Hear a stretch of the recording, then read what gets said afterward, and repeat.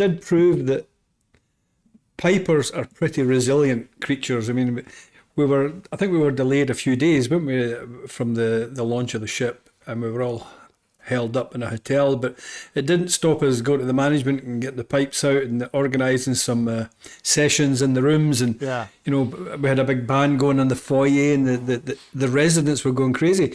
It just shows you how resilient and how social an instrument the bagpipes can be in a situation like that. Yeah. Because it was a pretty stressful situation. The hotel was full of people who had just been told, by the way, that 10-day holiday is no longer happening, or might not happen at all, or it's going to be delayed. Yeah. So people were a bit upset, Yeah, and it was, and the weather wasn't good, and you're in Newark, New Jersey. It was kind of, had we been stuck in Florida, that would have been totally different, I think. We would have made the best of it. Yeah, we could have had tiki bar parties and stuff, but instead we were at the whatever hotel in Newark, and but you're right, it was all right, and then it was tricky, but yeah, that was sort of the last thing. And then it sort of was clear coronavirus was going to be a thing at that point for me, I felt sorry for the Dojo team, because the amount of planning that goes into something like that, and you kind of,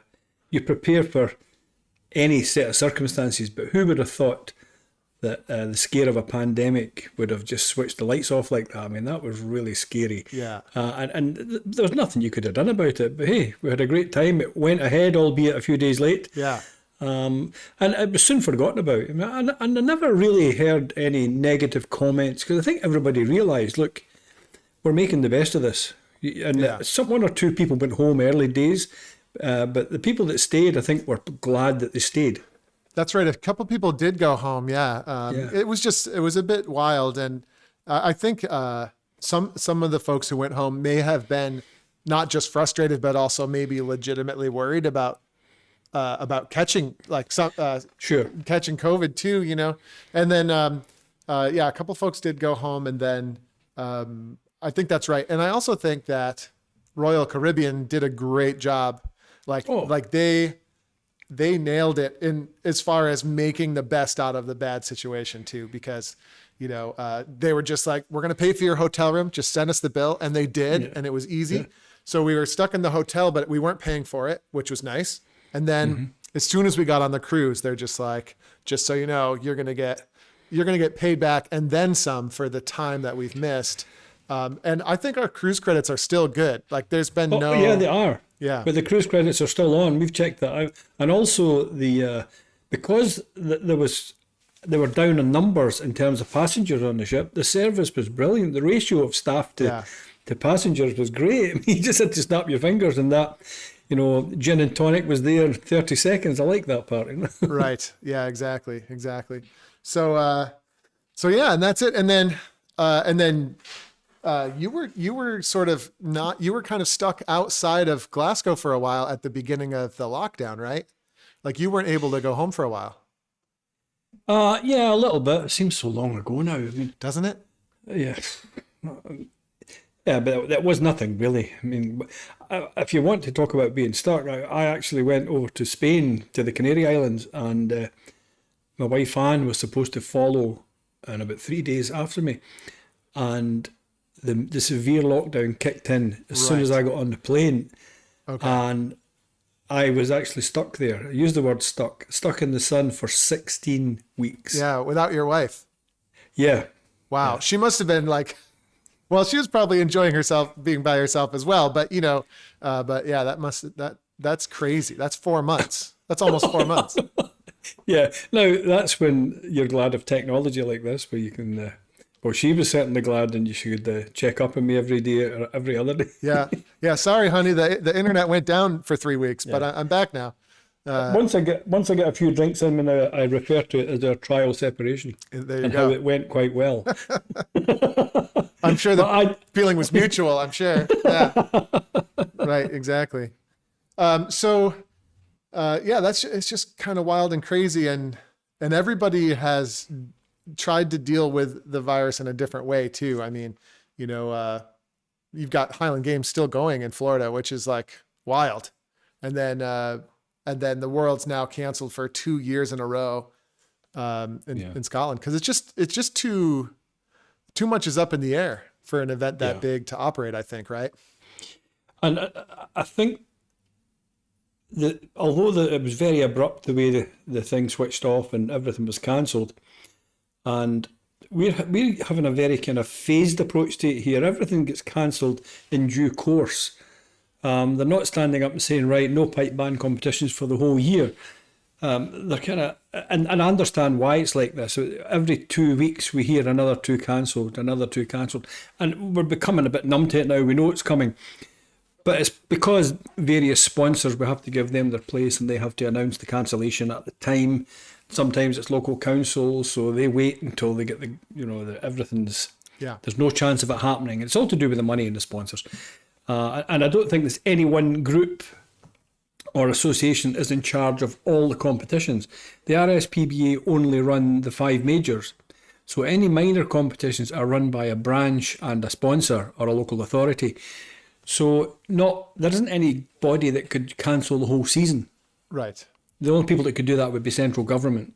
Yeah. And they were basically saying cancelled until further notice, but they weren't giving you a deadline. So it's a shame every time I hear it, because, and I'm attending meetings sometimes in the association for adjudicators where we're making ourselves available for dates that we know is not going to happen.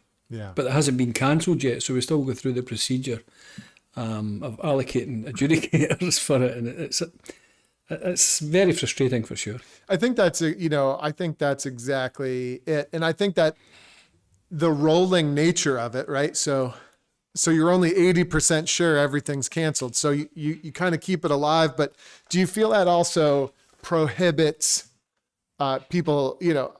Would it have been better to just cauterize the whole thing at the beginning so that there was time and space to do things like, explore rule changes or have meetings and I know some of that has gone on in the RSPBA, right? Like, wasn't there a meeting of grade 1 pipe majors or something like that? Yeah, that was pretty well down the road when that happened. I think one of the negative things about not cancelling the whole year, you're leaving a bit of hope in everybody's mind, thinking, the first one's cancelled, maybe we'll get the second last championship, maybe we'll get the Worlds. So they tend not to make other arrangements. I think if we had cancelled for the whole year or longer, we would have then said, okay, how can we do something online? Because, we've got a whole year ahead of us, we need to do something. Right. Whereas if it's possibly going to recommence in July, oh no, it's August, oh no, it's September, oh no, okay, well, it's next year. It was kind of given to us in, piecemeal, the way we heard the news. So nobody actually planned an alternative. And that's the one negative. And I've enjoyed watching the bands online, put up these videos where they're either doing a Zoom call and it's all in the compartments, all the members of the band, or some of them have been a bit more adventurous and a bit more creative visually with the things that they're doing. Yeah. I think that's great. And the other thing I noticed as well, there was because the competition element had been taken away, there was a bit more camaraderie in terms of complimenting each other in the playing. You didn't see them as the enemy because there was no competition. So you would see bands from opposite sides of the fence, if you like, complimenting and commenting on performances and in a very positive way. And that was really nice, because a lot of that has diminished over the years because it's so competitive, and a lot of them, you couldn't really be seen to be complimenting the competition in case it had a bearing on the next event, you know. As it gets a bit political and things like that. So that was one of the positives that I noticed online, from the cancellation of the season. Yeah.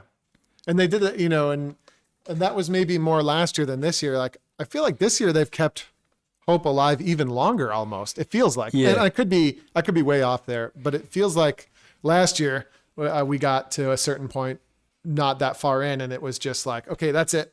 There's basically no hope of anything.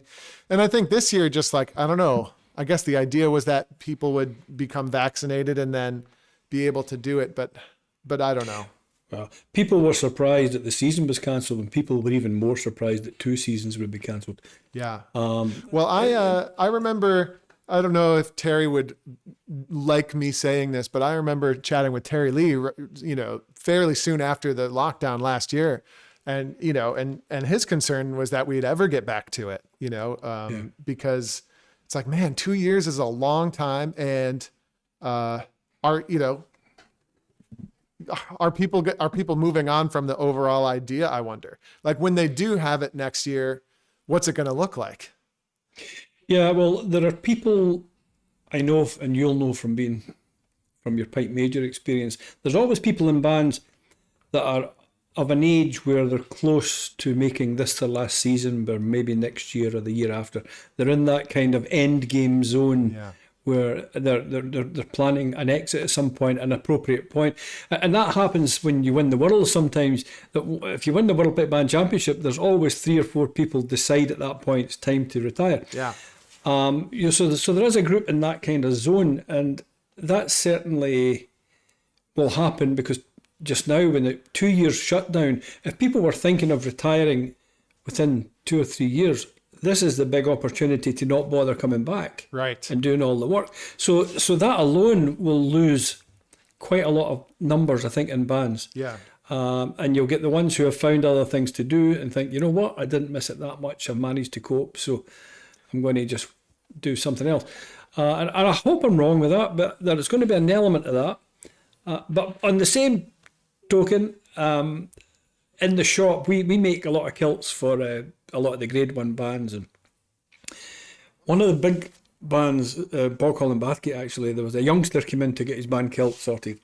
He had to get a new kilt, and and his mum was there, and he's playing in a juvenile band, and I says, well, how are you coping with the season not going ahead?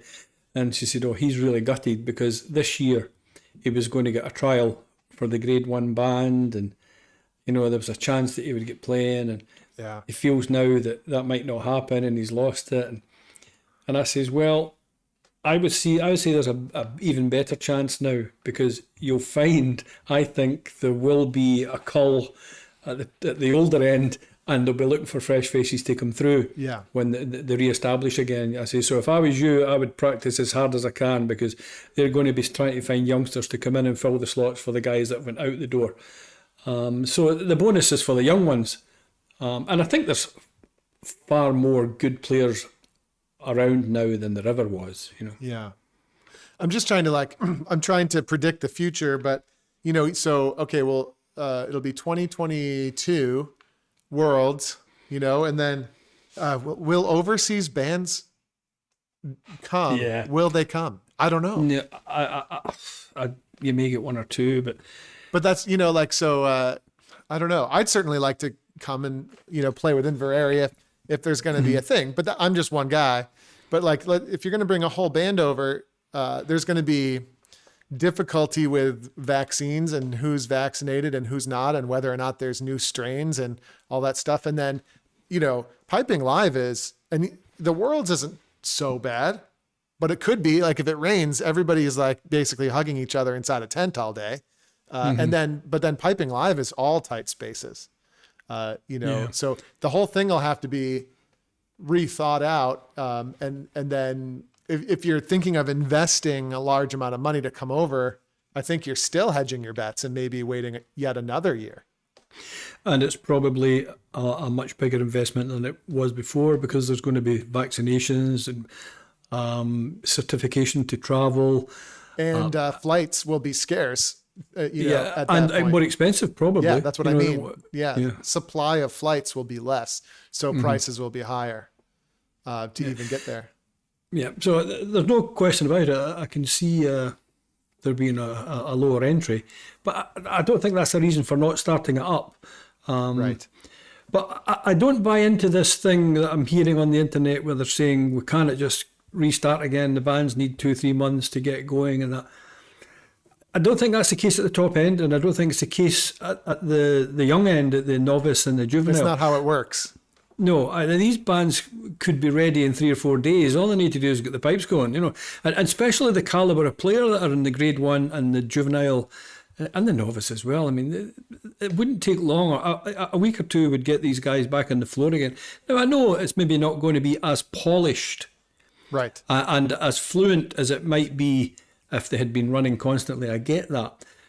But, in some ways it might be even better because everybody will try really hard.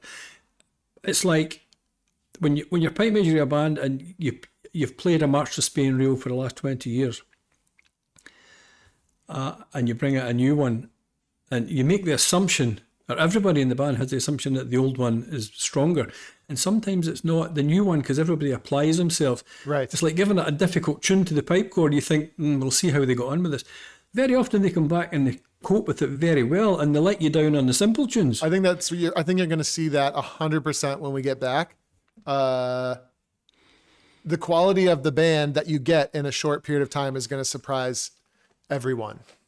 Absolutely. I think Inverary, I know that the guys aren't sitting around not like doing nothing, and like maybe you're doing less, but when you do leg day every single Monday for 30 years, that's not necessarily good for you. And that's sort of what you're talking about with the MSRs, right? I think some time away and then having a fresh crack at it here when we do get back, I think the level of play in a lot of cases is going to surprise us, I think. Yeah, absolutely. It's like the super sub in the football. He sits there, he gets on for the last 10 minutes. He's frustrated for 80 minutes. He comes on for 10 minutes and scores a goal. Yeah. Now, it could have been on for the whole 90 minutes and not scored. And there's also the issue, and then there's also there will be a relief factor as well. Like, let's just relax a little bit. At least we're playing. There'll be that kind of vibe, which will, I think that'll take, in some of the early competitions until people get all stressed out again. I think there will be a relaxation factor too, where bands are just playing loose, and so it's exciting and musically good. So I do think that's what I think about this whole thing, and it's sort of what I was alluding to earlier when I was saying that it's a shame in a way that they don't just cut off the season and just say like, all right, this now can officially just be rebuilding time, and guys like me can work on our burls instead of like wondering if we're going to need, all of our sets going in a couple months, or worrying about whether or not we need to figure out how to get to Scotland or something like that. Yeah. Like to just be clear about what it's going to be, so that you can focus on something specific. I think that's why there should be an online format developed for pipe band competition, even if it was going to start up again next week, because an online format means the whole world can take part if they like, because there's no flights involved or cost involved. Yeah. And the one disappointment I think a lot of the organisations haven't really grasped is we haven't embraced the opportunity of online performance, in the sense that they haven't looked at it differently. What I'm seeing is people are trying to recreate what we do in a live competition. They're trying to recreate it online, and I think it's ludicrous. I mean, even the solo competitions, and I mentioned this at a judges seminar recently, where I'm seeing people dressing up in full Highland regalia and a Balmoral and the big cock feather, and they're playing in their living room to a computer. And I'm thinking, what are you doing? And that makes us look like an eccentric group of people, rather than allowing them to use a digital format and present the music like a pop star would put their video together. Yeah. So that the actual visual element is just as much a part of the performance as the audio. Mm-hmm. And I think that is the way forward. And I'm hearing arguments against that by saying, well, that would be unfair because, with that Inverary band, they've got that clever guy, Andrew Douglas. He would be helping with all the IT stuff. Oh, that's totally what everyone's saying. Yeah. Yeah. Clever guy. And whereas we don't have that facility in the band, they say, well, okay, but I don't buy that for a minute, because I'm seeing people do great things with the Zoom platform in very simple format and deliver great music. It's how it's presented. And I've seen, you can go outside and use drones or whatever you want to enhance the music visually. And we shouldn't be worried about oh, they might, maybe not every piper's playing, or, they've EQ'd the sound to make it a bit better. I say, who cares? The fact is, they had the nous to do that. They know this is better than that. And as adjudicators, you can tell if something has been over-mixed or EQ'd to a degree, to such a degree, it distorts the sound and it becomes very clinical and plastic. And you can tell if it's not a live sound, it's been overdubbed. So you would judge it on that basis as well. But I think it would be great to have a competition which is basically the presentation, visually, the music, the message, the whole thing. And forget about how we do it outside. That's a different thing altogether. Yeah. And I think that's the biggest mistake all the organisations are making. They're trying to recreate, I think I described it at the last meeting, is they're trying to recreate the atmosphere in the village hall in Inverary when there's 3 people in the audience and one old guy judging and some kid playing their pibroch, Yeah. And that's not what it's about. Some of these videos that were going up, and they're using other instruments and all sorts of stuff from the pipe bands and all the grades, and they're getting hundreds of thousands of hits. Yeah. No, we can't get that in a piping event. No, we can't. So we should be saying, this is the way forward. Yeah. Well, we need to get this, grasp this online as a medium and say, right, guys, submit your... And you could actually have it live. You could have all the performances recorded, sent in on MP3 format, MP4 format. You could judge it live, to give a kind of more of a live feel to it. You could have the adjudicators listening to the recordings for the first time, giving a verbal crit and awarding the prizes. Now, I think that is quite a solid format for having an entertaining programme, and you could have subscription to watch it, rather than just trying to recreate what we're doing outside. The thing is, people might disagree with you and say, oh, that's not the way forward. Okay, fine. Maybe it's not the way forward, but like, at the very least, let's use this time to explore what possible new ways forward might look like, or, might feel like, or like, God forbid, just have a little bit of fun instead of just sitting at home wondering when the competitions are coming back. We could be in danger of entertaining people. Right. Well, and that's just it. I think that's a great, and I think that's a great point. I think that's a great point. I think audience-wise, it's way more, it can be way more. Although you never know, at the same time, playing devil's advocate, you also don't know how many of those views viewed for longer than a couple of seconds either. But yeah, it's certainly interesting. Yeah, I'm not saying instead of, I'm saying as well as. Yeah. And I think 2 things. It should be used to plug the gap where there's no competitions, and it should be used to augment the overlap where we start to hold the events, but half the world cannot make it for cost reasons or logistical reasons or whatever. So you run it parallel, and it keeps people playing the pipes. There's a strong chance that you would bring audience from out with pipe bands to listen to it on the internet, which might bring people into pipe bands at a later date. Mm-hmm. I just don't. We're not grasping the potential of the online competition. I agree, and I don't think it's. I also do think that stress plays a major role in this. Because people are probably, magnitudes more stressed right now than they would be in normal times. Like, you don't know if you're going to have work, next month. You don't know, if you're going to be locked in your house for the next 16 weeks. So, and that's definitely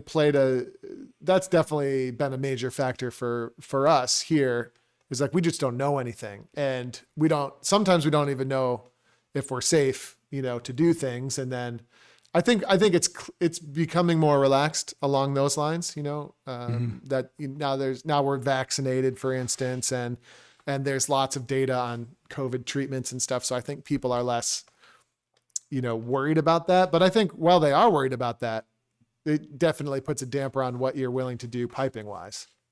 Yeah, for sure. So yeah, I don't know. It's pretty interesting.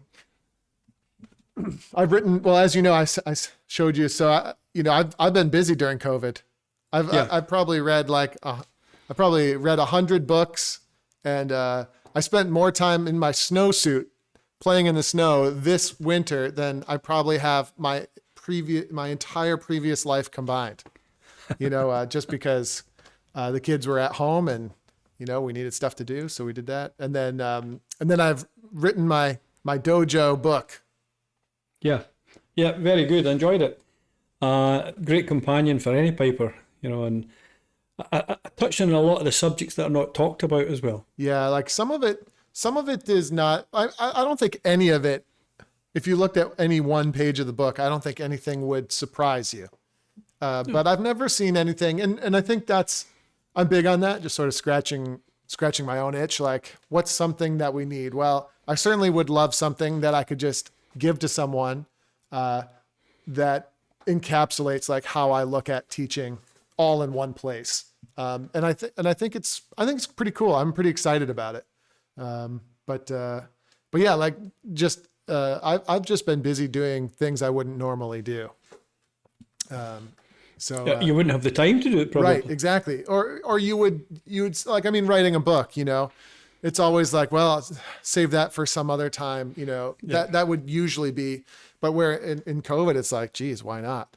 And we've been trying to do different events and, and I think these conversations are part of that too. I think that having conversations with people, or one of the ways I learned about piping was just being a fly on the wall. Well, people like yourself and Terry Lee would have a chat about something, and I would just sort of secretly be eavesdropping on what people were saying. I think that's really important, but it's also, we've had zero of that since COVID started as well. Like there's no hanging out in pubs. There's no crack after band practice, and nothing like that. So I've been doing a few of these. It's been pretty fun.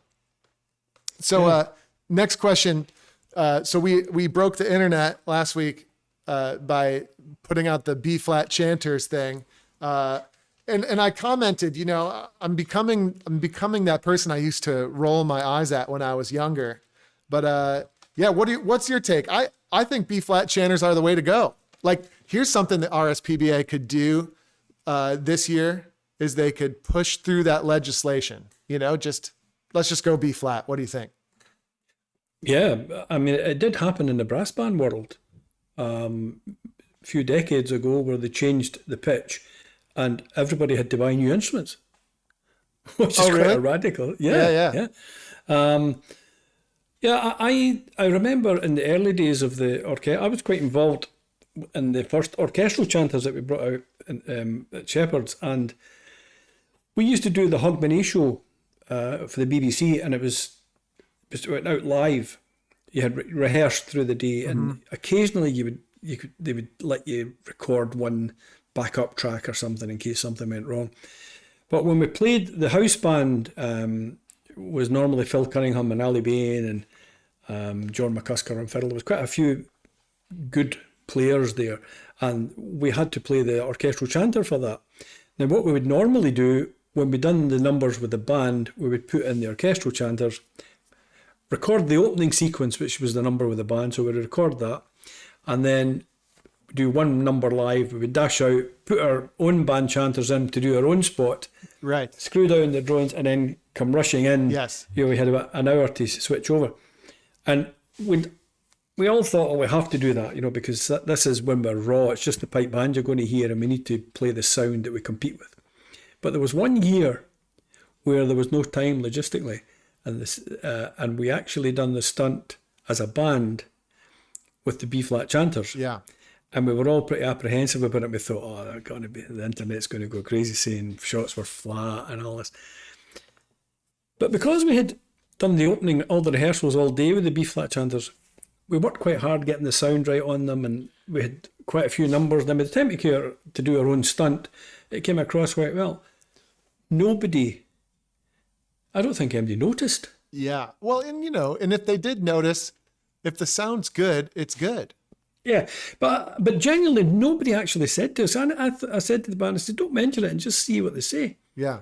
And the it was fine, and I didn't, and I understand they didn't notice, because when I heard the program, they repeat it a couple of days later on the TV, and I actually listened to the program and I thought, it's not really noticeable. I was looking for it, but the one thing I did notice, when you've been playing the B flat chanter for that day, we would have played it for maybe over a period of 5-6 hours, and then played the show live.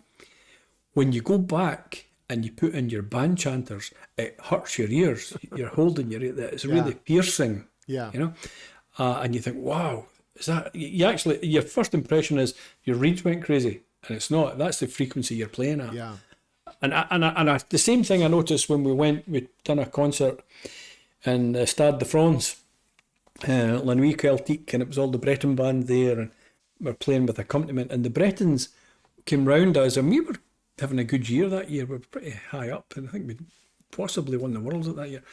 And the Bretons were coming around listening to us, but some of them were putting their earplugs in because of the pitch. Yeah, interesting. They found the pitch quite hurt, that it hurt their ears, because they were all playing the 466. Yeah, I am like, I don't want to, I'm at risk of coming across like I'm really pushing this agenda, and especially now that I'm talking about it and posting it on the internet and stuff. But I think the pros of this far outweigh the cons.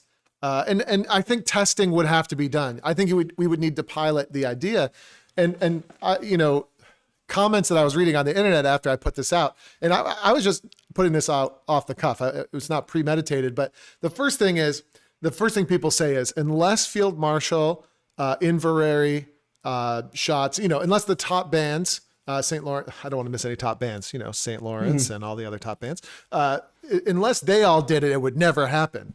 I'm sitting here thinking, if everyone was on board to give it a try, I'm almost certain all the top bands would be willing to give it a try, like on a trial basis, not like a royal decree, but like, what if we did try it, especially in a year like next year, where things are going to be a little bit interesting and maybe not quite as polished or what have you. Like, I think we should experiment. Like, things I would be interested in is like, can you get the pipes to start, consistently at that pitch, and I guess what would you do? You'd put in longer drone reeds maybe to get the drones to tune comfortably at B flat and function and be solid and stable.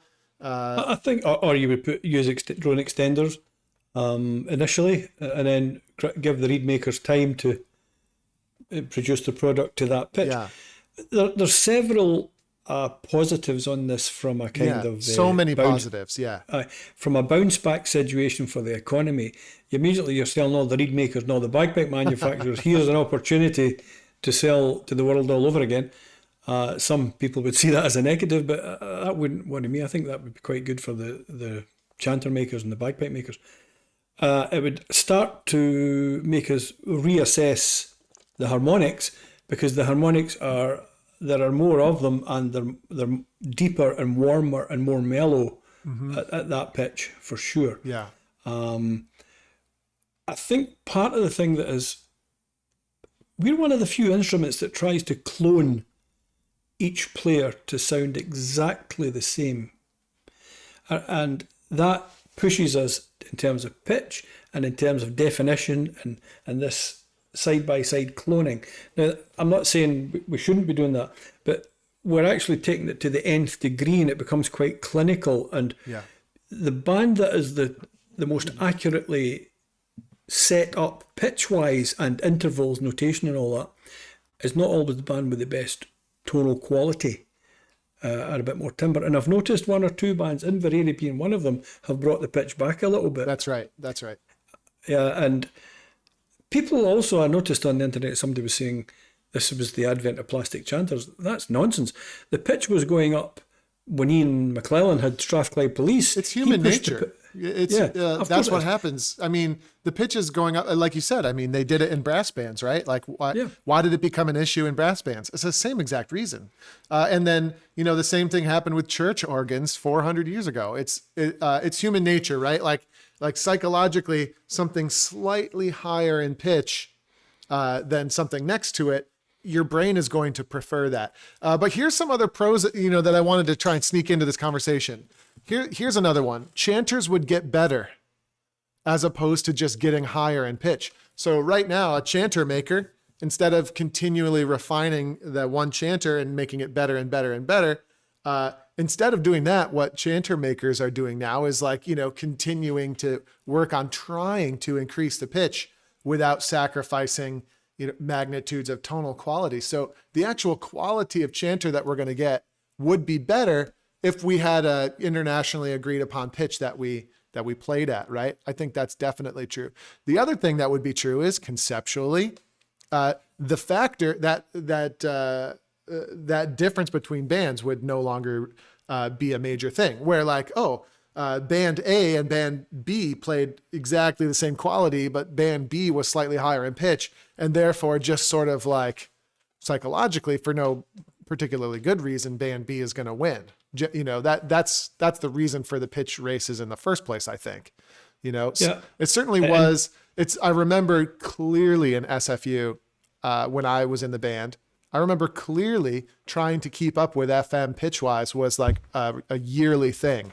And we had Sinclair chanters, which were amazing chanters, but each year we had to kind of whittle away at them. And at a certain point, the amazing Sinclair chanter wasn't able to keep up with the pitch anymore. And so the band had to move on to trying other things. Yeah, I remember they were ahead of the curve on the pitch. SFU. One year they came over and they were higher than everybody. It was just too high. Yeah. They never got the weather didn't help, and it started to sound a bit anemic, but it was very, very well set up and higher than everybody. That is the danger of going high. And I think the chanter makers, I hear them talking about the higher pitched chanter without any loss of volume. What they're talking about, rather than volume, they're talking about projection. So it's high pitch and high projection. Yeah. I don't hear them talking about more harmonics and more stability, and that's the two things I think the lower pitch you would be forced to develop that, because if you say that's the pitch, you can't go anywhere with that. So just get that pitch. Once you've got the intervals right and the 9 notes, it's then a question of the harmonics and the timbre of the sound. Yes. And I think probably the last chanter I can remember where there was a distinct timbre quality that has disappeared. The old Hardy chanters used to have a very, very distinct quality on the low G. It was like a sweet low G, and that's a really bum note to get nowadays, to get any musical colour from, I always remember the Hardy. I could tell a Hardy chanter without looking at it when you hear them playing the Pibroch and playing the Crown Lewis, and they would hit the low G. It was just a magic sound, and that disappeared when the pitch went up. And it's that kind of quality that they would need to develop in all the notes to maximise the harmonics. Yeah. And it would be a whole different ballgame for the chanter makers that they would have to address. And then obviously the final benefit here of the B flat chanter which is the most important, is it allows us to interface with the rest of the musical world, which is I feel like overall, and I think Scotland is way ahead of the curve at this point. But even talking with Ross Miller, who's regularly integrating with other musicians, as part of his livelihood and stuff. I mean, he's using the B flat chanter to do that. But but the biggest reason here is being able to play with other instruments is how you learn and how our art form can develop and become influenced by other things and actually press forward. I mean, I think that's probably one of the biggest bottlenecks that we see in the pipe band art. It's the same thing every year. And part of it's because if I want to go play with a jazz pianist, the first half hour of that is going to be trying to figure out how we can play in tune together. Whereas if we just play in concert pitch, that becomes a lot more reasonable to do, I think. Yeah, I don't really think it's a good idea. I think it's inevitable. It's going to happen. I think so too. Because there are so many educated and good musicians playing in pipe bands that interface with other instruments out with the band. We don't need to sell the idea to them. They already know. And there is a hunger, I think, for for the pipe bands to play with. There always has been, to play with other instruments, and be accepted in the orchestra as a as a genuine instrument. Whereas at the minute we actually ostracize ourselves out of it by playing this crazy pitch. And Exactly. not only that, if you actually, I have some experience recording with other instruments, and the bagpipe, when you sit down with a sound engineer, he will tell you straight away that the Highland bagpipe, the pipe chanter, cuts through everything. It is a headache for them in the mix. And and microphones it's such a microphones Yeah, they aren't don't like designed for microphones aren't designed to record music that's tuned in between concert pitch notes either. Like they're just No. they're not made for that. Yeah, but even the actual frequency of it, if you listen to the Uilleann pipe, there's a mellowness to it, and it can sit in with other instruments, and it can blend in and become one sound. The Highland bagpipe will always be the Highland bagpipe surrounded by other instruments. It rarely becomes part of an overall ensemble in terms of tonality. And that's because of the piercing frequency and the pitch. Even when it's tuned to the same pitch as the other instruments, it is such a narrow...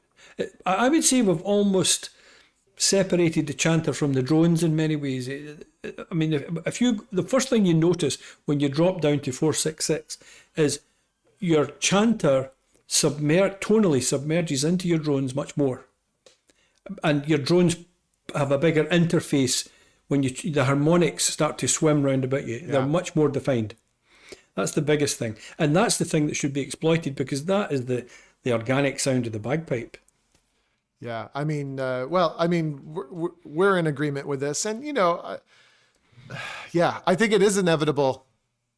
But why don't we just do it? And the arguments I've heard against it have really just been, it's never going to happen. Which, if you look closely, is not an argument. And B, like, I don't wanna. That's really. I mean, I haven't heard any solid reasons why this shouldn't just obviously be the way that it is. But we have, as I say, we have a lot of players within the band who currently run a dual pipe box where they have a B-flat chanter and they have drone extenders, and they have the band chanter. Some of them have two separate bagpipes. So the dual culture already exists. It's not new. Right.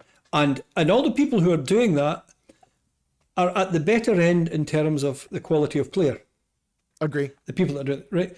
So it wouldn't be that difficult to say we're going to have a competition and the legislation is B-flat, 4/6/6, or you'll lose points. If you come in at 4/7/2, you're going to drop points. So you need to have a clean legislation. Say everybody has to play at that pitch. This is not just try it. crazy. Yeah, we should just try it. Half of your band have got these chanters anyway. And then the other thing, and I think there are logistics involved, but it's nothing that's not easily dealt with. I think the first logistic would be, how do you monitor this? So, it would have to be the responsibility of, one of the judges, maybe piping judge 1 or something, to actually do some sort of check with a tuner of some kind as to what pitch the band is playing at. But that's not rocket science. That can easily be done. It's also something that could be done after the fact. If band A catches wind that band B was playing at the wrong pitch, you could listen back to it would need to be a digital recording, but theoretically you could do it that way, like retrospective as well. And then the other, go ahead. You could do it at the final tune. Yeah, that's the thing too. I mean, are there stewards that are that could be trained to to get the pitch or something, or something like that? I don't know, but it's not that outrageous to think about. And then the other thing, I do think you would want to make it so it's like 466 at basic in like a stable environment, like room temperature, such that if the temperature did get really hot, the acceptable pitch would go up to 469, so that you wouldn't have to reset your band, if the sun came out, because that's not reasonable. You'd have a tolerance. Yeah, like a tolerance. Yeah, exactly. A high and low tolerance. So basically, you would need a big screen and a big tuner on that big screen, and each band comes in at the final tune and we take a reading and they say, yep, you're within the tolerances. Right. And if they're not, you can say you're out with the tolerances, you need to do something about it, or you can go on with that, but you drop. You'll suffer for that. There'll be a penalty, in other words. Yeah, interesting. I mean, it's difficult to institute a penalty in our current judging system, though, where it's just ranked first to last, and that's a different That's a different can of worms, I think, to talk about like a points-based system. But that would be difficult to do. But I also think the honor code would prevail. I don't think. I think if everybody just agreed that we're, going to play at 466, and then if it's a hot day, maybe it goes up to a certain amount or something like that. I think that's reasonable. I don't think that's crazy. Well, the penalty, when I say penalty, I don't mean taking points off. At the final tune, if you're above the top tolerance level, you don't go on. There you go. You're not getting in. Cut at the line. I love it. Yeah. I mean, it's like, and that's a culture we're used to, because we cut players at the last minute if they're tonally not right. So, and that'd be a sobering thought for every pipe major. If you say, don't sail close to the wind here, guys. If you're saying it's between 464 and 470, for example, or 469 or whatever, I think the first year you can leave a big tolerance. But don't sail close to the wind and come in right at the top end, because there's a danger the sun will come out and you're not getting to play because you'll go over. Right. Yeah. I think some basic research might need to be done there, where a person is playing or several people are playing a 466 bagpipe in various conditions, and just taking notes as to what the tolerances should be, because it's, if it's the direct sunlight, in Scotland, it is challenging, right? Like the difference between cloud cover and when the sun comes out can be 15 degrees Fahrenheit anyway. I don't know Celsius, but like it can be a big swing in temperature, and the pitch is going to change when that happens. That's it's going to change at least a little bit. Every pipe major's nightmare, is when the sun comes out right as you're going on. But we tend to operate a system at the minute where pipe majors, and we always have done, the sun comes out and the pipes get brighter and the pitch goes up, and we run around tempering Fs and high As and Ds. Yeah. And then we reset the tone, and all these dark notes, we stop them going too high, and then we're going to compete. And then you take the pipes out the next week and you have to lift the tape off these notes because that sun's not there. So your actual approach would need to change. If you were competing and you had set at 466 and it was getting very warm, you would have to only accommodate your drones and play the minimum so that you're not driving that pitch up. Right. At the minute, the bands are deliberately, if the sun comes out, they're playing and letting some of the notes go sharp and sorting them very quickly and going on to compete. Yeah. It would just mean the priorities change. You would need to be targeting for not the highest pitch you could get, but to be hit the target. Yes. Right. Without, but I think the important thing is that you don't have to reset your band on the day, so if it is hot, the maximum pitch allowed does go up. That has to be that could way. Be temperature based. You could say if a temperature is up in the 80s, then the tolerances are bigger. Right. So it's almost like it's almost like maybe whoever is measuring the pitch also has like a reading as to what the actual ambient temperature is outside. So you could sort of cross-reference. Suffice to say, the logistics would need to be sorted out, but I don't think it's anything. I don't think it's anything too crazy. Whereas right now, bands that do manage to get a higher pitch tend to, not always, or certainly traditionally, they've tended to have a slight advantage over a band who has a low pitch. The reason for that is when your own ear is the biggest traitor that you'll ever come across. Yeah, for sure. Because if you hear something at a certain pitch and something comes on brighter, you immediately think, oh, that's nice. You don't like it going the other way. And hence why we wrongly use the word flat. A band comes on, they're lower pitch, they say, oh, they're flat, and say, no, they're not flat, they're lower pitch. Yeah. Flat is when the interval is wrong, Yes. And it's flat in terms of the interval of the notes. It's not anything to do with pitch. Mm-hmm. It's interesting. I think I also, I think, being slightly flat and, going for that breadth in the way that Inverary does, I think it does play to our particular strengths as a pipe core. And I also feel like Field Marshall, who tends to be slightly higher in pitch, it plays to their strengths to be that way because they have such a sweetness in the way they set up. So I do think that it's, I do think how bands sound plays to their personality, but I don't think that's going to change if you govern the pitch. I don't. I think people will still develop their own unique sound, and probably in ways that would surprise you. Once the race for the highest pitch ends, and you can just focus on your best possible tone, I think the quality of bands will increase, or the quality of tone. Yeah, definitely. And I don't think it's bagpipes alone. I think snare drums would need to change dramatically. I actually think they would need to make a more dramatic change than bagpipes would. Yeah. And everybody's talking about the pitch and the chanters going up. I think the pitch and drums has went up far more than pipes. I know, to the point where there's no, and I mean, I'm speaking out of turn here, and I'm not in my lane right now. Just full disclosure, but I don't feel like the way snare drums are now, there's no tone anymore in the drum. It's just a really a very super tight, one-dimensional kind of sound. And I understand at the high level, you're still thinking about the tone of the drum. Like, I get it. But it's the same question really, isn't it? It's like, why do we have to always be higher? Why can't we just go for actual quality of timbre of the drum, which right now is basically, there is no timbre now, basically. And they're also, I hear people talking about how the pitch of the snare drum need to be parallel to the pitch of the chanter. I've heard basil drums, for example, being played along with the bagpipes, and it's actually very, very nice, and it's totally the opposite. It's much lower and from the chanter, and it's actually, I think, is better, harmonically better. Yeah.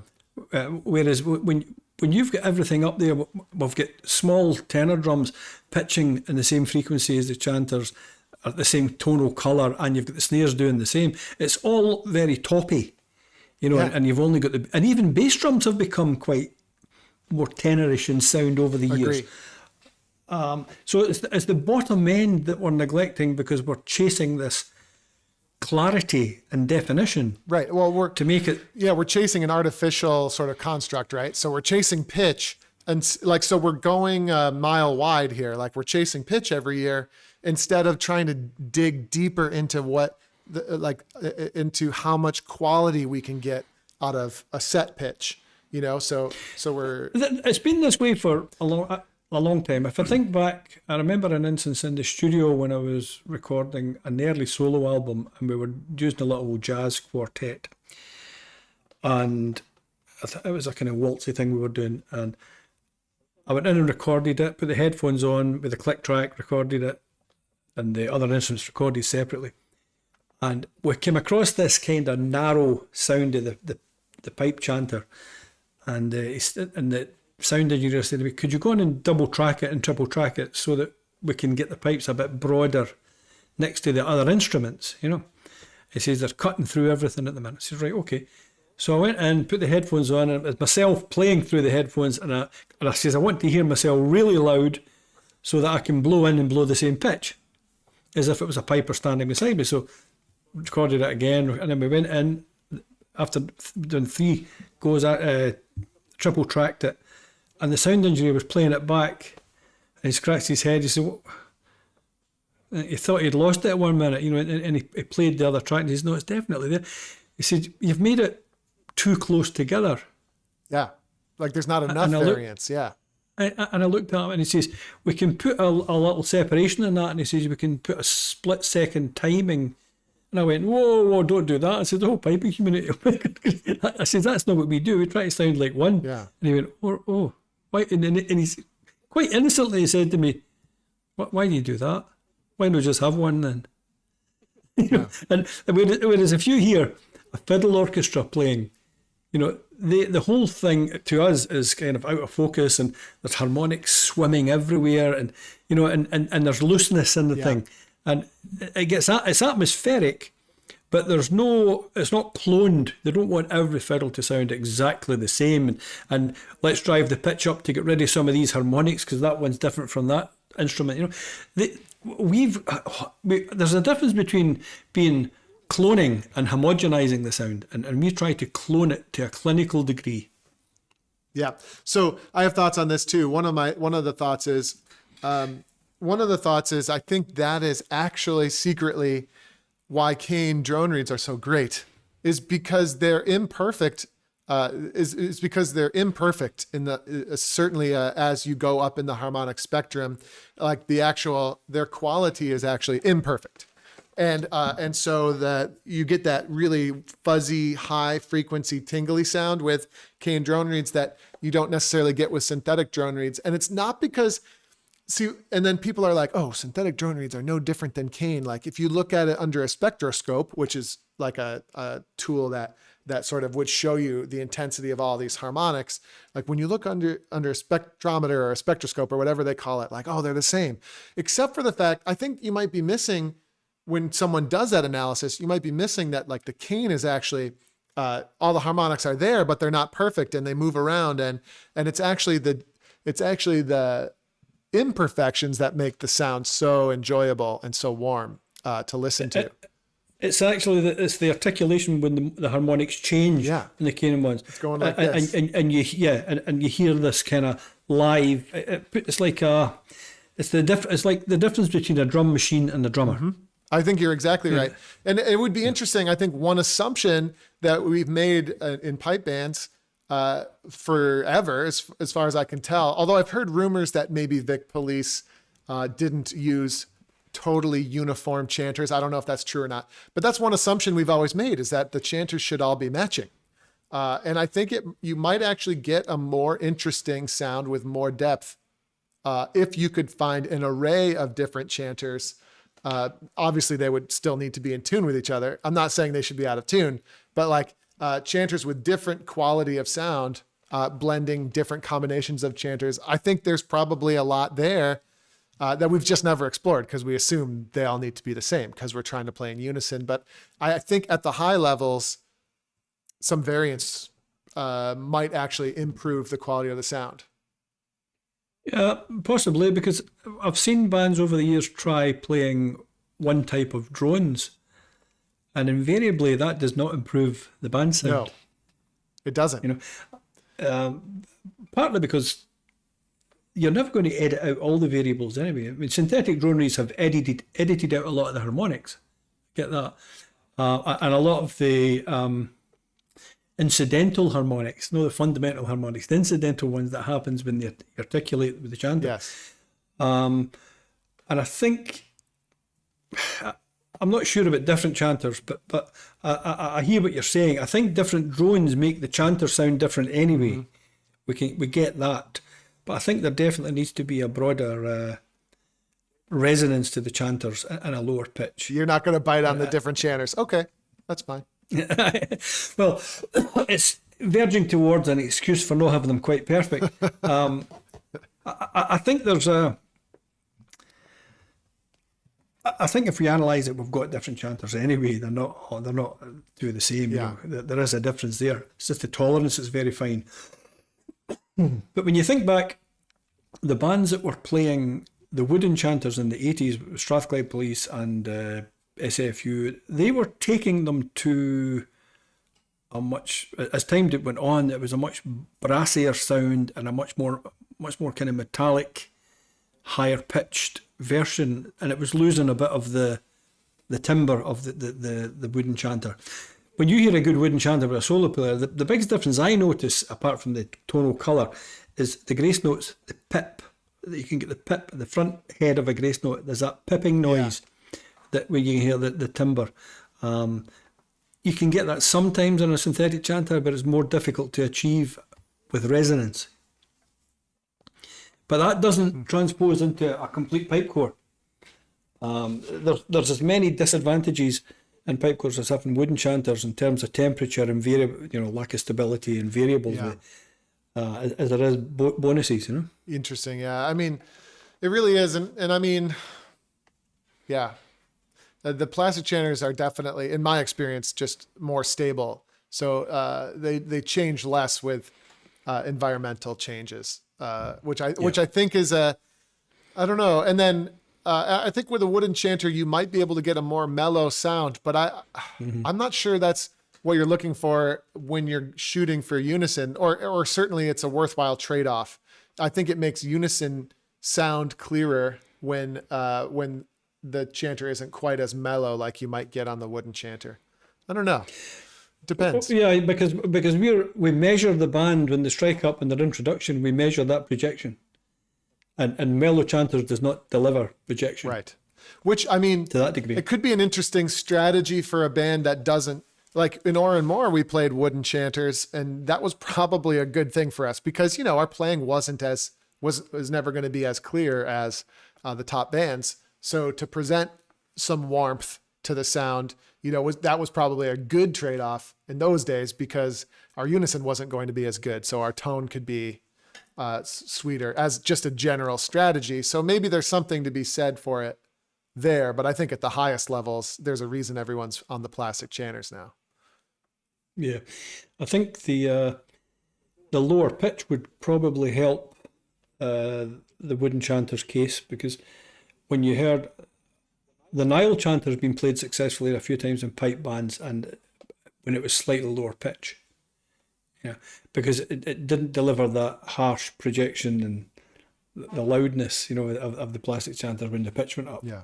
But it's if as a pipe major tries to set these chanters up, wind chanters can be a bit of a nightmare with the temperature. You see them all holding the chanter at the bottom before they start, standing at the line, because the bottom end can just drop out them if that wood gets cold. Exactly right. Yeah. And then that's a whole nightmare in itself, to try and do something in 10 minutes to resolve that issue is difficult. I think as well, the one thing I've noticed is the pitches went right up and it's come back a bit now, and it had to, because I think we got to the stage where the bottom notes were becoming an unstable issue. The low Gs especially. Yeah. Some of them chanters were coming very trumpety sounding and lack of melodic definition in them, and it was hard to tell whether they were sharp or flat. There was a lack of definition in the colour of the note, and then you were getting, as the pitches went up, I see more low A's being taped.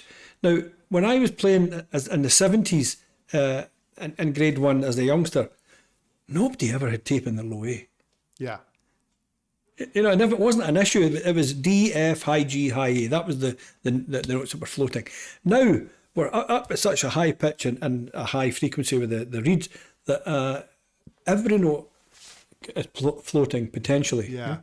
And low A is one of them, The other thing too is like, I think there's a lot of moisture paranoia out there as well, where and if you have that, if you're really worried about moisture, you end up with a drier system, and then that drier system introduces further instability on the bottom hand, because the bottom hand is the one that's going to drop out on you as your chanter reed takes on moisture. That's certainly been my experience.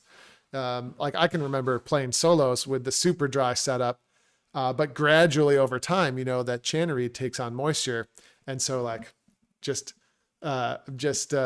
ripping tape off the bottom hand can, every time I play my pipes, it's like the low A starts here, and then over time I have to move it, because otherwise you're redoing all your notes as the low A changes, which is Yeah, but in decades gone by, if I go way back, the only time that low A had that instability was when you went to a different country and the sea level changed. Yeah. Then you often had to reset your low A. In Scotland, you never had to touch that, but you do nowadays at the pitch they're at and the type of chanters that we're playing now.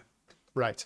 No, I 100% agree. I think it's tempting to say that the high hand is unstable.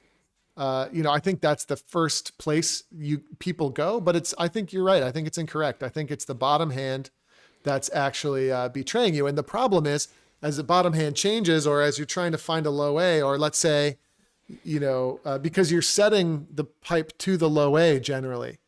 But then if that low A changes on you, then that's a big problem. And so you'll typically retune your drones to the low A, but then now it seems like your high hand's changed, but it was actually the low A all along. I found that that's a difficult sort of paradox to deal with, I think, in setting up. Especially in a band, because if you've got your low A's at the higher end of the spectrum, and which brings the drones, screws the drones down.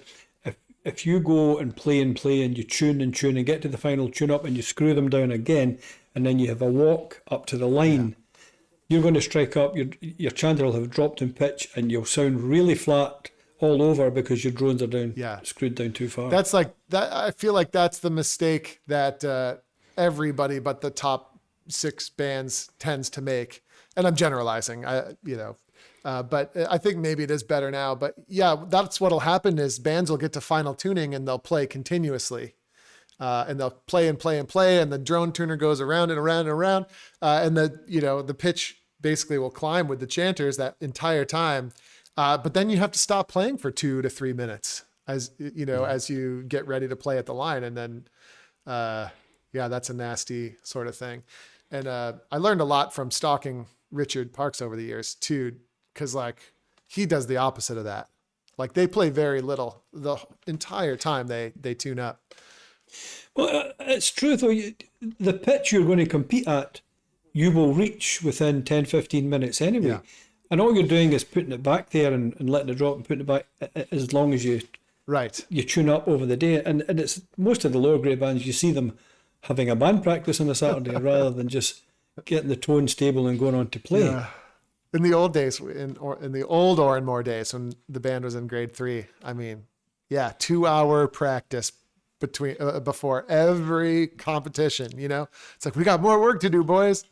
Let's get them out. We got to make sure we're playing the hard reads. And then it used to be epic.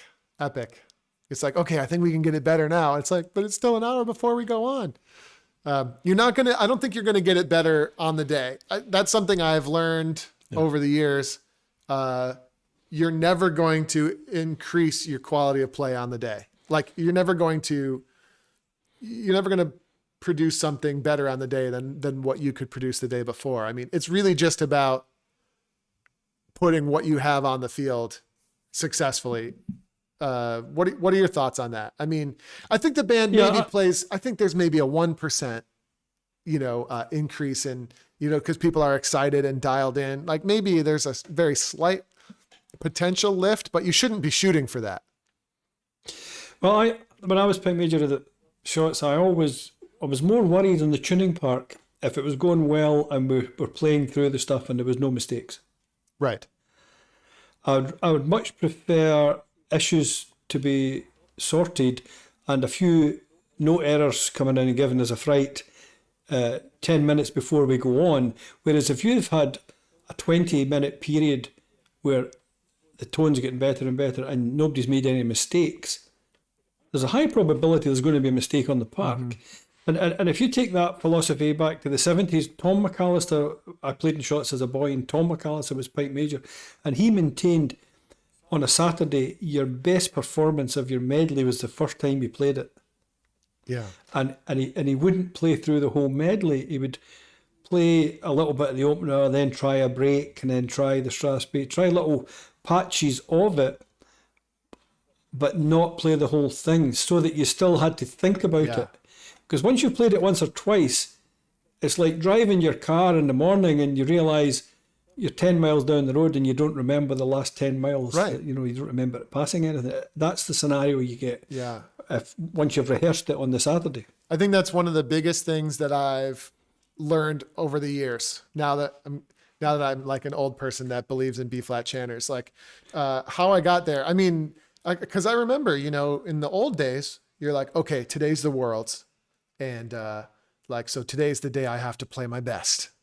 And I'm going to really take it to a whole new level today, and that's bad. You get all worked up, you become focused on things that really aren't that important. And I'm much different now in that, like, basically all I'm going to do today is just do my thing. And hopefully my preparation will speak for that. But, if you tell the vast majority of pipers in the world at all levels, that you won't play the full piece of music that you'll be performing until you're on the competition field, they'll think you're crazy, but you're absolutely right about that. You shouldn't, all you should be doing is going through, a set of, like, a well thought out routine, to get your head in the game. And then, not waste reps when you don't need to on the day. Conserve energy and focus. Yeah. You're talking about the competitive element now as well, in the preparation. When you think back when you were successful in winning major championships, if you analyse the practices leading up to that, you won the major a couple of times in the band hall before you done it on the Saturday. And if you think back, you think, I remember Tuesday was brilliant. You come home from band saying, it was really going well tonight, really going well. You need to do that 2 or 3 times through the week, and then you go out to Saturday. And it might not be quite as good as it was last Tuesday, but it's still going to win it because you're at that level. You've created a new plateau that you're looking for. You don't play 80%, 90%, and then go out to Saturday and that turns into 100%. Exactly. If you're averaging 80 or 90% efficiency, you're going to deliver that on the Saturday. And I knew that the week leading up to a big competition, I'd come home and Anne, my wife, who played in the band as well, would say to me, "Well, have you won it yet?" Right. Yeah, I love that. She was meaning it. And this would maybe be the Wednesday or something.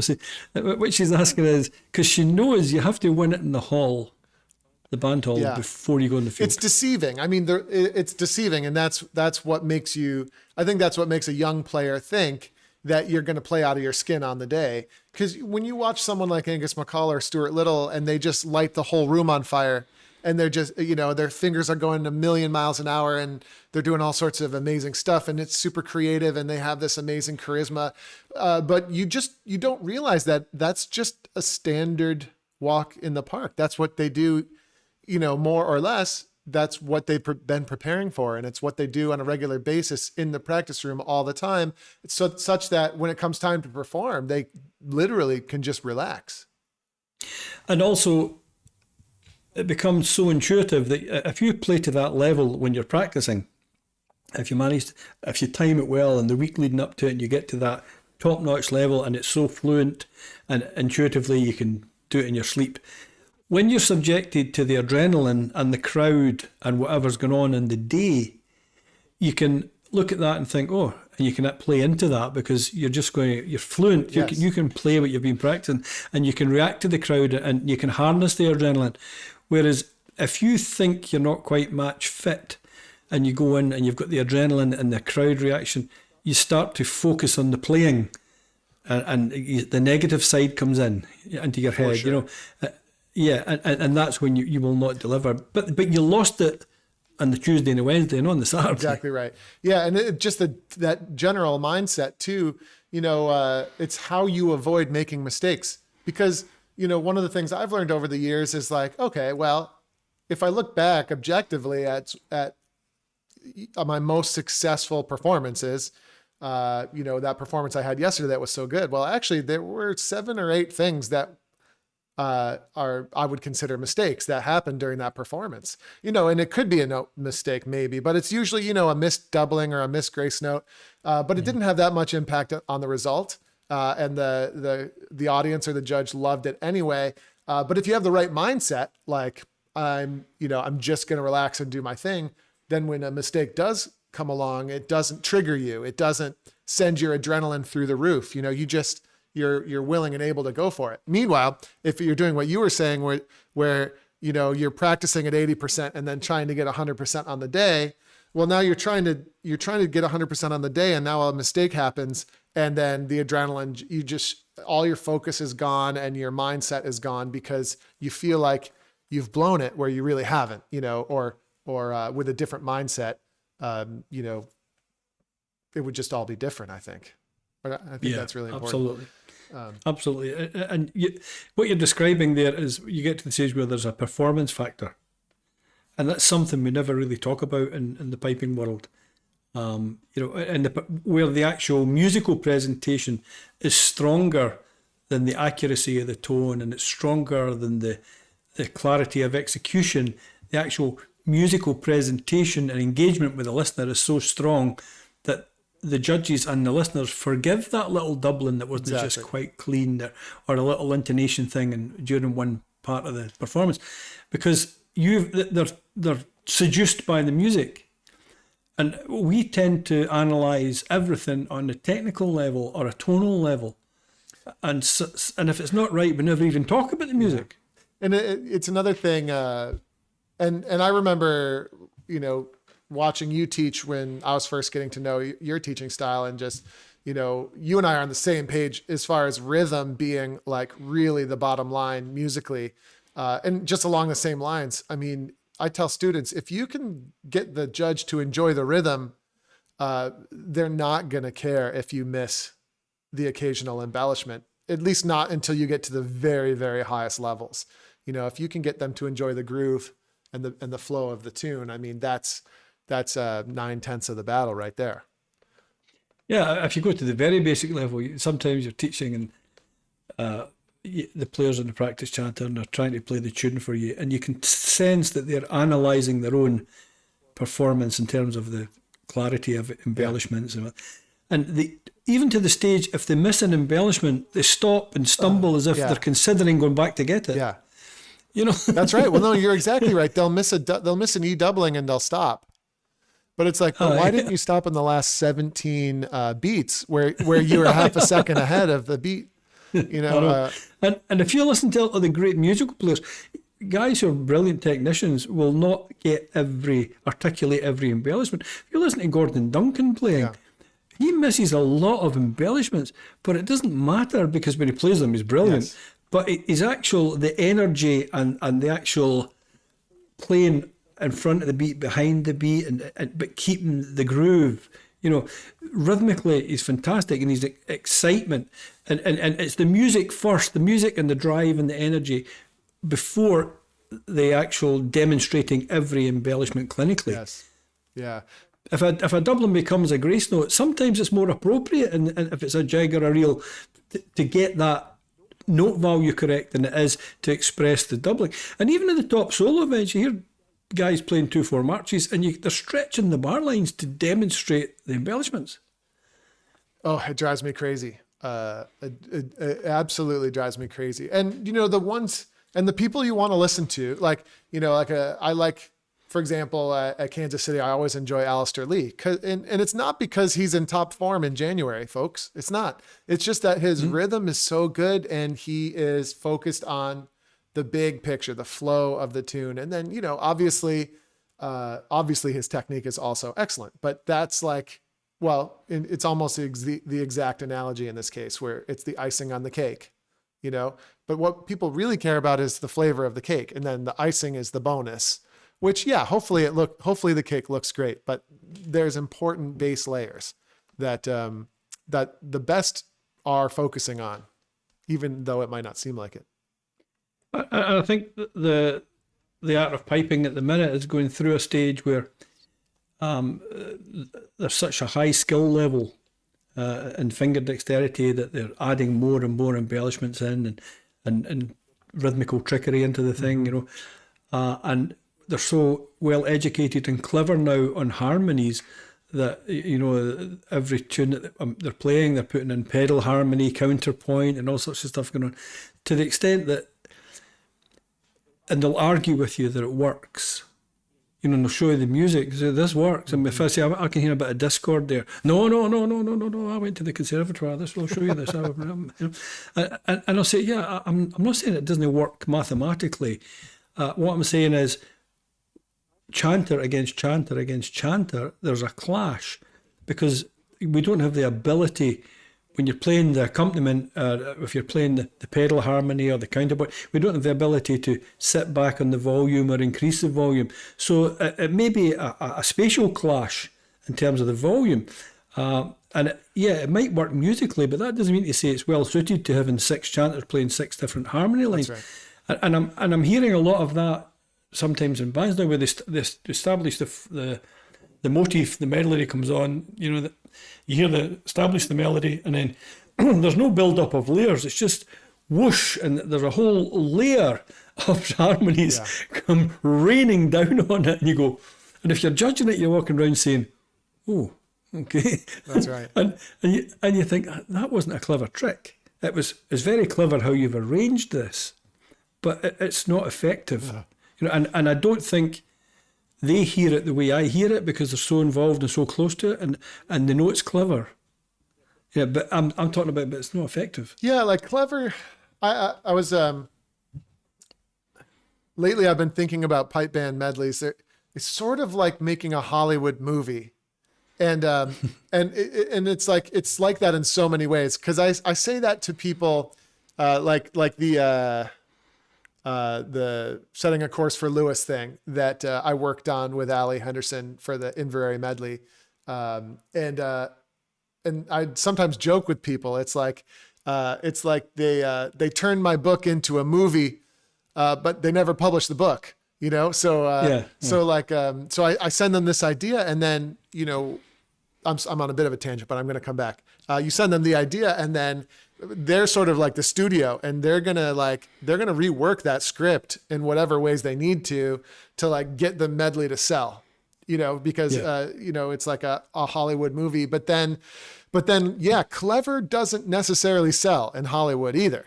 Like when you go to the movies, every now and then something can be clever and really touch you or move you or make you excited. Like I loved Inception and some of the Christopher Nolan movies. Like those are great. Or Dunkirk was really cool. And it was clever. Clever was one of the elements. In that case it worked. But usually it doesn't. And usually what people want is they want like nostalgia. They want a narrative. They want to feel good. They want it to come to a natural conclusion. And as much as you want to be creative and you are sick and tired of the medley format, there's a certain gamesmanship to it all that I've come to really enjoy. Like, so we have these parameters, like we have these sort of Hollywood movie parameters that we have to play within them if we want to create a blockbuster. And then it becomes a whole new thing in itself, and you stop fighting against the format and you just try to make a great movie, so to speak, Yeah. Yeah, it's definitely a great art to putting the medley together, that's for sure. One of the things I done when I got into a bit of a rut with the medleys, because I was writing a lot of the stuff, and then people were saying, "Oh, all your own tunes and they all sound the same," and all that sort of stuff. So you start playing other ones, then you stop winning, and went back and started playing. And so you kind of find yourself between a rock and a hard place. And I went through quite a bit of emotional stuff with that, because I think we were successful when I was playing my own tunes because I knew what I wanted to do ensemble-wise. I knew when I write the tune, I knew rhythmically how this tune would sound better.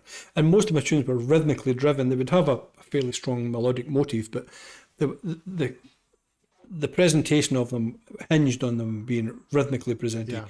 So that made it easier sometimes to say to the drum corps, "Look, here's the effect we want here." And when you get that, the whole thing works as a unit. But it's very difficult to get that to work in every department in the band, and you have to compromise. I hear what you're saying about you give them an idea and then they kind of molest that idea and it comes back in a different shape. Part of that is it needs to be fairly instantaneous. Medley music can be a bit disposable. Elements of it, you need some big tunes in there as well, and it also needs to be for the moment. You can't, if you're going to play an opening tune at the World Championship, unveil it there if you like. That's dangerous because the judges are hearing it for the first time. Maybe they'll love it after they've heard it 12 times, but just hearing it once and saying, Exactly right. Yeah. I don't know if I like that. I used to give tunes to a good grade 2 band that we were going to be playing next year. And I had a policy. I remember when we were playing some of the openers in around about 2000, the 90s into 2000, and I would give, that was a very good band, Hydroelectric Bucking were winning the grade 2 at the time, and I gave them a couple of openers that we were going to be playing the following season, or even the same season, because I knew they would be at local competitions playing it with a good sound and good presentation. So when the judge came to hear it, there was a bit of a kind of deja vu thing. I thought, I quite like that. Yeah, it's really important. And we kind of used that as a way of filtering the motif into the ears of the adjudicators before we delivered it. Because we wouldn't be playing at the minor competitions, so it might be 4 or 5 competitions into it before we actually performed it. And I found that helpful because not every tune sounds good on its first hearing.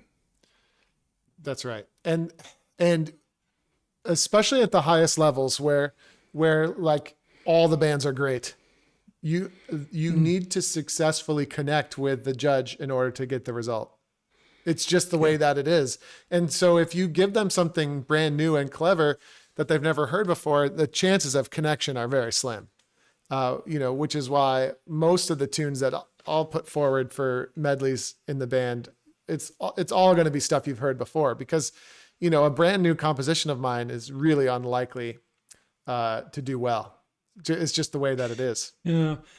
I mean, I think if the ensemble is arranged and it makes it stronger, then it's a far better chance. Yeah. I always maintain that if you get the ensemble right, you will get extra points from every judge, including the drumming judge. They won't be be fully aware as to why they like it and why they're giving you that little bit extra. Yeah. But it's the overall musical effect that they're going to do it, that's motivating them to do it. And that's the only element that you can develop that will get positive response from all 4 judges. Yeah. Yep. I'm with you on that one.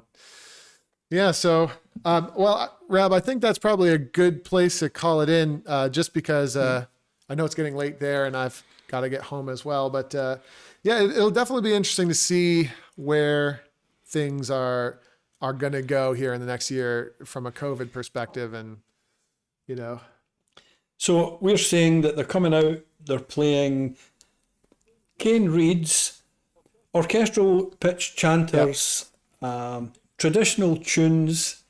I told you I'm getting old. It's like, really, I never thought this was going to happen to me, but it's happening. God, I used to be a rebel. What's happened? I know. I used to know everything, and now I still know everything, but it's in the way that but it's funny how that happens. Yeah. Well, I just thought it was interesting how triggered everyone got by the B flat chanter debate, and not always in a bad way. Some people were like, yeah, this makes tons of sense. And then other people were definitely opposed to it.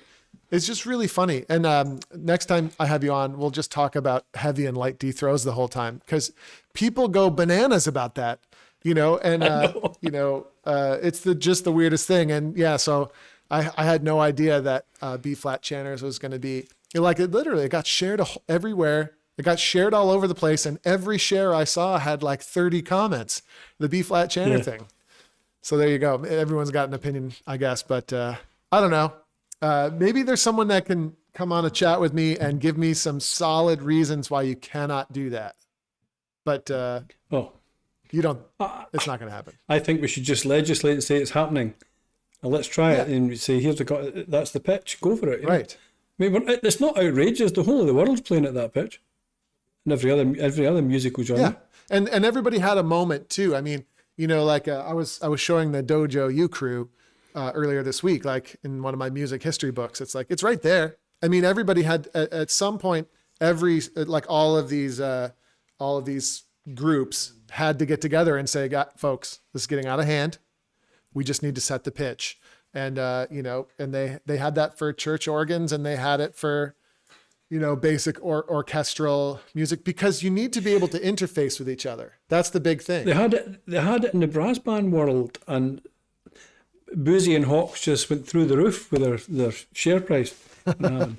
Well, there you go. And just so you know, before we sign off, I've got a brand new B flat chanter coming out on the market.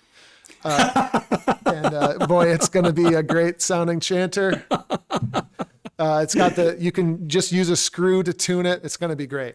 It's going to be great. No tape required. It's going to be perfect. Yeah. B flat. Yeah, great. Send me a sample. Or just go to dojobflatchanter.com.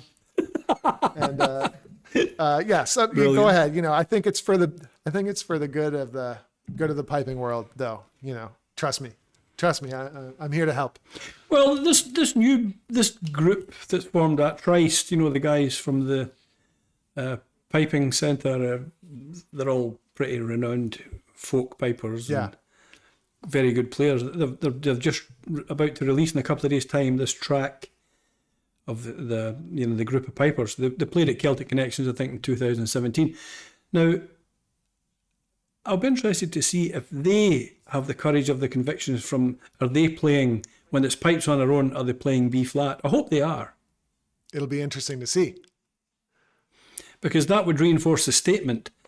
But it's very tempting we tend to be a bit introverted and try to sell our music to the piping community rather than the world community. Yeah.